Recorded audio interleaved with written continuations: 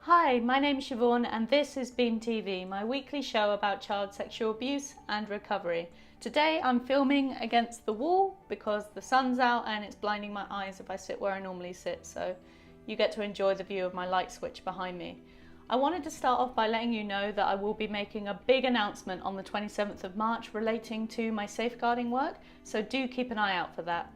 Today's episode follows the announcement by the Education Secretary Justine Greening, which came earlier this month, where she plans to make relationship and sex education compulsory in all secondary and primary schools.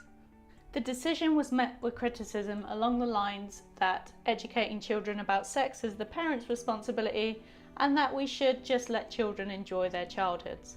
This is before the details of lesson plans have had a chance to be figured out, and in any case, according to the statement, lessons will be taught in an age-appropriate way that takes the needs of pupils into account, but nevertheless, people love to make a knee-jerk reaction, don't they?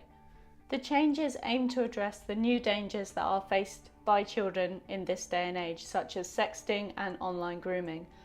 I hope that the lessons will also include a great deal of education about what sexual abuse is and what a child can do if they find themselves in that situation. I think this education needs to come at the primary stage because many children are abused, or the abuse starts at an age when they are too young to realise that what is happening is abuse. Because nobody's teaching them. Nobody taught me. I didn't know that what was happening to me was abuse until I was 15, and that's what the police were calling it. I don't remember learning anything about abuse, consent, or, importantly, the body's natural responses to sexual touch.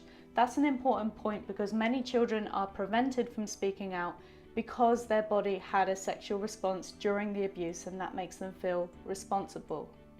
I also think that lessons about abuse would need to focus on the dynamic that the abuser creates with the child, where the child feels guilty, complicit, and afraid of the consequences of speaking out.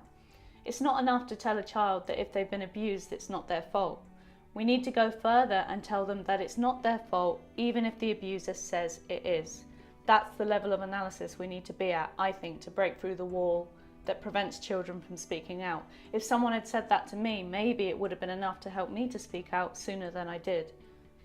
Educated children won't need to feel ashamed of their bodies or to feel that sex is somehow a dirty issue that mustn't be talked about. Therefore, they are much more likely to speak out if they are being abused. The alternative is that we continue to leave children in the dark, which also leaves them vulnerable to exploitation and abuse. And believe me, they won't just be enjoying their childhood if that happens.